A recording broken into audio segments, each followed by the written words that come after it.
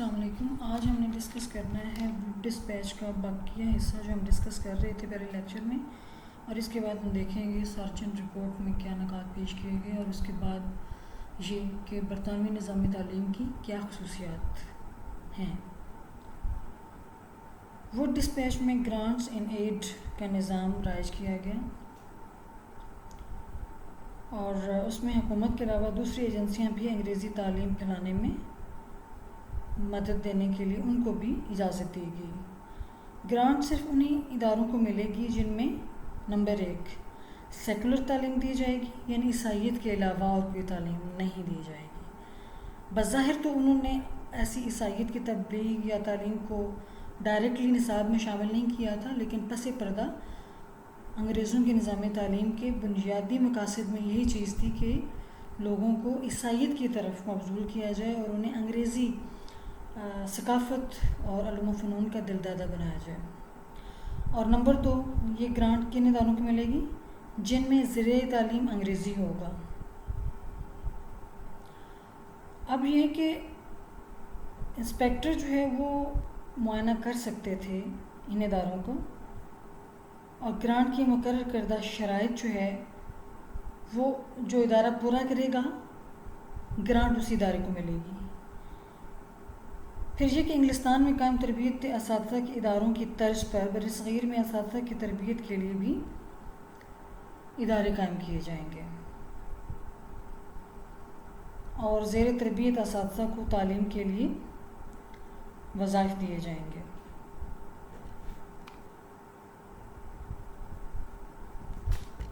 قانون، طب، انجینئرنگ کے شعبوں میں بھی تربیت کا اہتمام کیا جائے گا.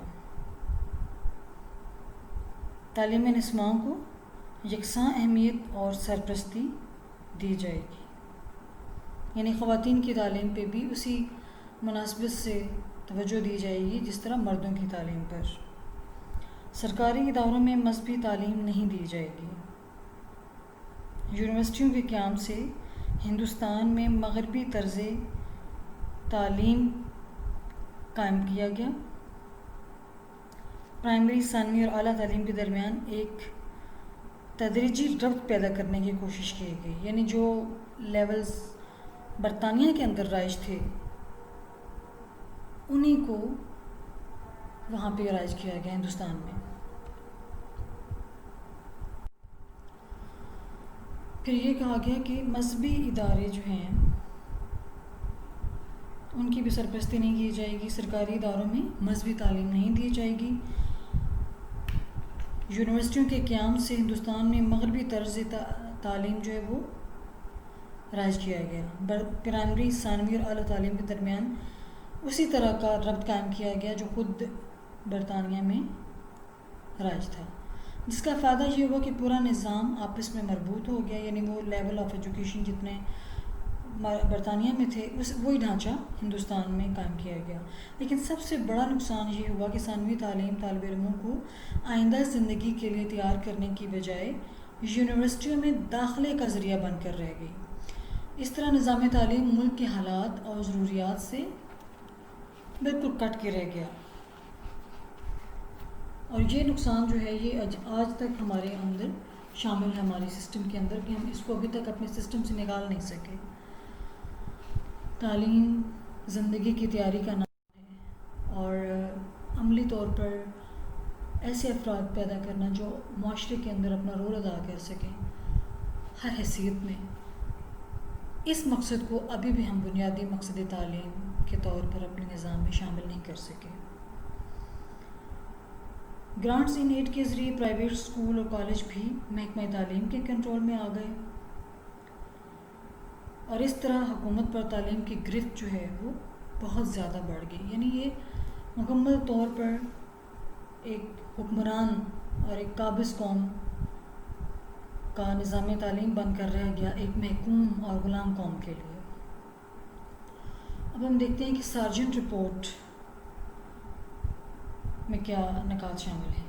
حکومت برطانیہ نے 1944 میں ہندوستانیوں کے لیے ایک نئی تعلیمی اسکیم تیار کی جس کو سارجنٹ رپورٹ کہا جاتا ہے. اس کے بنیادی نکات یہ ہیں 14 سال کی عمر تک کے تمام بچوں کے لیے تعلیم مفت اور لازمی ہوگی۔ 6 برس تک کی عمر کے بچوں کے لیے سرکاری مدارس میں تربیت یافتہ اساتذہ کی زیر نگرانی نرسری کلاسیں شروع کی جائیں گی۔ 7 سے 11 سال کی عمر کے بچوں کو دی جانے والی تعلیم کو پرائمری تعلیم کا نام دیا گیا۔ 12 سے 16 سال کی عمر تک ہائی اسکول کی تعلیم دی جائے گی۔ ٹیکنیکل اور تجارتی تعلیم کا انتظام کرنا بھی اسکیم میں شامل کیا گیا۔ تعلیمی بالغاں اور سرکاری کتب خانوں کو بہتر بنانا بھی اسکیم کا حصہ تھا۔ اساتذہ کی تربیت کا معقول انتظام اور ان کی ملازمت کے لیے قواعد کو بہتر بنانا بھی اسکیم کا حصہ تھا۔ طلباء کی جسمانی تربیت، ان کا طبی معائنہ اور ضرورت کے مطابق ان کو علاج اور معالجہ کی سہولیات فراہم کرنا بھی اس میں شامل کیا گیا۔ ذہنی اور جسمانی طور پر معذور بچوں کے لیے بھی تعلیمی سہولیات کو مہیا کرنا کی سہولت اس میں شامل کی گئی۔ بچوں کے لیے سماجی اور تفریحی مشاغل کا انتظام کرنا بھی سارجنٹ اسکیم میں شامل تھا۔ رپورٹ میں بچوں کی زیادہ سے زیادہ عملی تربیت پر زور دیا گیا تاکہ بچے آئندہ زندگی میں مناسب طور پر اپنے لیے پیشے کا انتخاب کر سکیں۔ بنیادی تعلیم مکمل کرنے والے طلباء میں سے صرف ذہین بچوں کو ہائی اسکولوں میں داخلہ مل سکتا تھا۔ اس طرح ہائی اسکولوں میں تعلیم حاصل کرنے والے طلباء کی کل تعداد کا صرف 20% رہ گئی، یعنی یہ بہت کم ریشو تھی کیونکہ بہت زیادہ میرٹ جو ہے وہ ہائی کر دیا گیا تھا، تو اس میں ہائی انٹیلیجنٹ بچے ہی حاصل کر سکتے تھے ہائی اسکولوں میں تعلیم۔ طلباء سے ہائی اسکول کی تعلیم کے لیے فیس بھی لی جاتی تھی، جبکہ 50% ذہین، مستحق اور غریب طلباء کے لیے اسکالرشپس کا اعلان بھی کیا گیا تھا۔ ہائی اسکولوں کی 2 اقسام تھیں، نمبر 1 عمومی high school, number 2 technical high school. عمومی اسکولوں میں آرٹ اور سائنس کی تعلیم دینا بنیادی مقصد تھا، جبکہ ٹیکنیکل اسکولوں میں صنعتی، تجارتی اور پیشہ ورانہ مضامین اور مہارتوں کی تعلیم دی جاتی تھی۔ ان اسکولوں میں سائنس کا مضمون لازمی مضمون تھا۔ اس کے علاوہ لکڑی، پتھر اور دھات کے کام کی تعلیم کا بھی انتظام تھا، یعنی مختلف قسم کے فنون سکھائے جاتے تھے۔ اب ہم دیکھتے ہیں کہ بر صغیر میں برطانوی نظام تعلیم کی خصوصیات کیا ہیں، کیا تھا پیش نظر انگریز حکمرانوں کے کہ جو ہندوستان میں انہوں نے نظام قائم کیا، اس میں کیا نظریات پیش نظر تھے۔ برطانوی تسلط کے تحت بر صغیر میں قائم شدہ نظام تعلیم اور اس کے ارتقاء کے مطالعہ سے یہ بات واضح ہو جاتی ہے کہ انگریزوں کا قائم کردہ نظام بنیادی طور پر مقامی نظام تعلیم، مسلمانوں کے اس نظام تعلیم کو ختم کرنے کی ایک سازش تھی جو مسلمان حکمرانوں کے دور سے ہندوستان میں رائج تھا، کیونکہ مسلمانوں کا تو اپنا ایک سسٹم تھا جس میں اوقاف کا نظام تھا اور تعلیم عام اور مفت تھی۔ ادارے جو ہیں وہ خارجی طور پر کسی قسم کے کنٹرول سے آزاد تھے اور وہ خود داخلی طور پر اپنے اصول اور قواعد اور ضوابط طے کرتے تھے۔ مالی طور پر بھی وہ اپنی پالیسیز خود بناتے تھے۔ برطانوی نظام تعلیم اپنی اساس اور طریقہ کے لحاظ سے مقامی نظام تعلیم خصوصاً مسلمانوں کے تعلیمی ورثہ کے خلاف تھا۔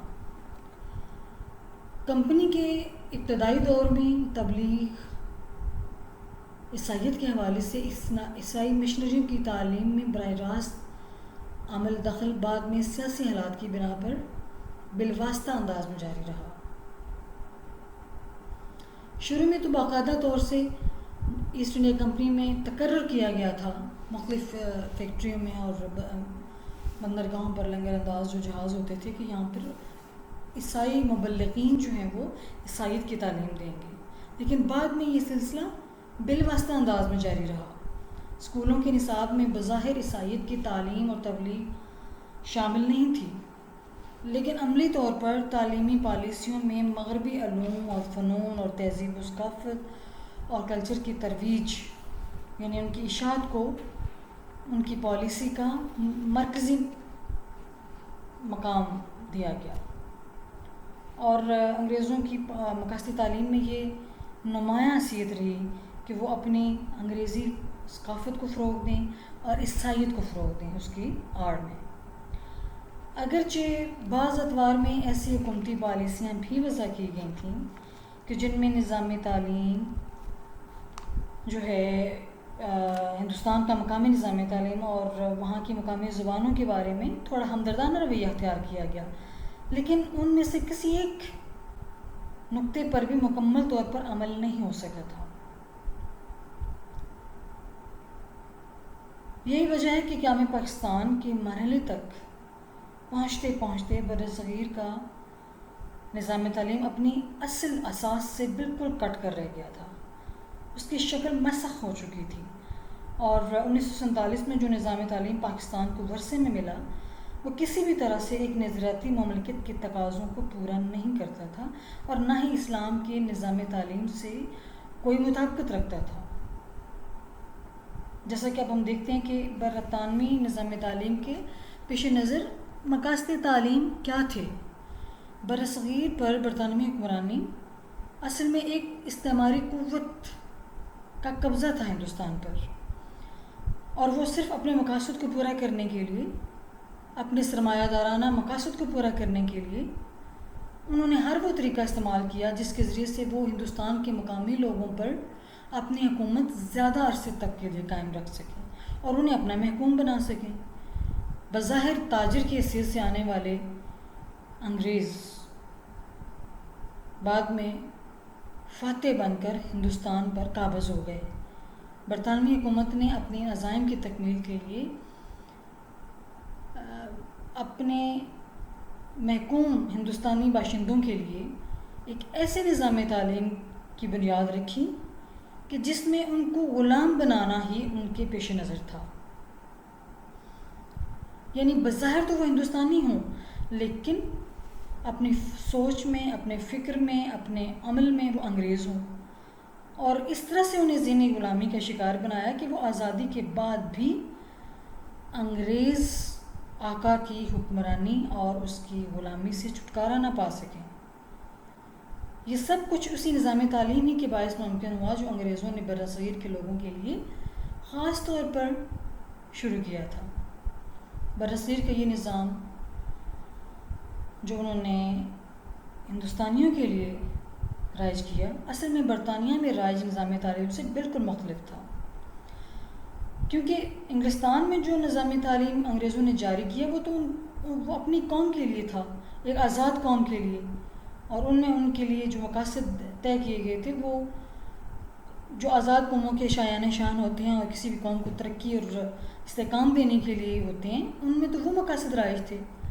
لیکن برصغیر کے اندر جو انہوں نے نظام متعارف کروایا اور اس کے اندر جو اقدامات انہوں نے اٹھائے، اس کا مقصد صرف اور صرف ایک محکوم اور ایک مغلوب قوم کا پیدا کرنا تھا، کیونکہ انگریزوں کو ہندوستان میں حکومتی کام چلانے کے لیے نچلے درجے کے اہلکاروں کی ضرورت تھی، یعنی ایسے افسران اور ایسے کلیریکل طبقہ جو کہ بغیر کسی تعرض کے ہر حکم پر رضامندی سے عمل درآمد کریں اور کوئی اعتراض نہ کریں۔ لیکن اعلیٰ پوزیشنز پر اور افسران جو ہیں، اعلیٰ افسران، وہ برطانیہ ہی سے آتے تھے۔ اس نظام تعلیم کا اولین مقصد حکومت برطانیہ کے لیے وفادار ملازمین کی فراہمی تھا، یعنی انگریز سے زیادہ انگریز کے وفادار، اور آج بھی ایسے لوگوں کی کمی نہیں ہے ہمارے ملک میں۔ لیکن اس کا دوسرا مقصد ہندوستان میں عیسائیت کی تبلیغ بھی تھا، جس کے لیے خاص طور پر نچلی ذات کے ہندوؤں کو سب سے پہلے ٹارگٹ بنایا گیا۔ پھر دوسرے درجے میں ہم دیکھتے ہیں کہ جو اقدام اٹھایا گیا وہ تھا نصاب تعلیم میں ایسی چینجز لائی گئیں، ایسے نصاب میں تبدیلیاں لائی گئیں اور مضامین اس انداز سے پڑھائے گئے کہ ہندو اور مسلمان خود بخود ذہنی غلامی کا شکار ہو جائیں۔ اپنے مقاصد کے حصول کے لیے ضروری تھا کہ انگریز برصغیر کے مقامی تعلیمی نظام کو بالکل غیر مؤثر کر دیں، لہٰذا انہوں نے ملازمتوں کو حکومت کی منظور کردہ ان تعلیمی اداروں کے فارغ التحصیل افراد کے لیے مخصوص کر دیا جن کا نصاب حکومت کی طرف سے طے تھا، یعنی ایسے اداروں سے فارغ ہونے والے افراد کو ملازمتیں دی جائیں گی جو انگریزی نصاب تعلیم اور انگریزی اساتذہ اور انگریزی زیر تعلیم کے تحت تعلیم دے رہے ہوں گے، اور جن میں انگریزی زبان و ادب اور مغربی علوم و فنون بنیادی طور پر نصاب میں شامل کیے گئے تھے۔ ان میں زیادہ تر مشنری ادارے جو عام طور پر گرجا یعنی چرچ سے متصل ہوتے تھے، اس سے ایفیلیٹڈ ہوتے تھے، ان میں سلیب جو ہے وہ ایسے مقام پر نصب ہوتی تھی کہ جو اس اسکول میں نمایاں مقام پر نصب ہوتی تھی، اور اساتذہ جو تھے وہ پادری ہوتے تھے جو کہ پادریوں کا مخصوص لباس پہنتے تھے۔ غرض تعلیمی اداروں کا پورا ماحول جو ہے وہ ایک مسیحی کلچر کو فروغ دینے والا تھا۔ عیسائیت کی تعلیم لازمی تھی۔ تعلیم میں سیکولر پالیسی سے مراد یہ تھی کہ عیسائیت کے سوا کسی بھی دوسرے مذہب کو نظام تعلیم میں شامل نہیں کیا جائے گا، اور انگریزی کو اس قدر نمایاں مقام دیا گیا کہ لگا کہ ذہانت کا تعلق شاید انگریزی ہی سے ہے۔ برطانوی نظام تعلیم کے تحت ہندوستان کے تعلیمی اداروں کے نصاب میں انگریزی زبان و ادب کی تدریس کو سب سے زیادہ اہمیت دی گئی تھی، اور تیسری جماعت سے بی اے تک اس کو لازمی مضامین کی حیثیت میں شامل کیا گیا تھا۔ سب سے زیادہ وقت انگریزی کی تدریس کے لیے وقف کیا گیا تھا۔ انگریزی کے استاد کو سب سے زیادہ مقام حاصل ہوتا تھا، اور ملازمتیں بھی صرف انگریزی جاننے والوں کو ہی ملتی تھیں، لہٰذا بچوں کی پوری تعلیمی زندگی میں انگریزی ان کے ذہنوں پر مسلط رہتی۔ آج بھی ہمارے تعلیمی نظام میں یہی حال ہے کہ جسے انگریزی نہیں آتی اس کے بارے میں یہ سمجھا جاتا ہے کہ یہ ڈل ہے، نالائق ہے، اس کے اندر صلاحیت نہیں ہے، اور وہی احساس کمتری اور غلامانہ اپروچ ہمارے اندر آج بھی رائج ہے، جس سے ہم ابھی تک نجات حاصل نہیں کر پائے۔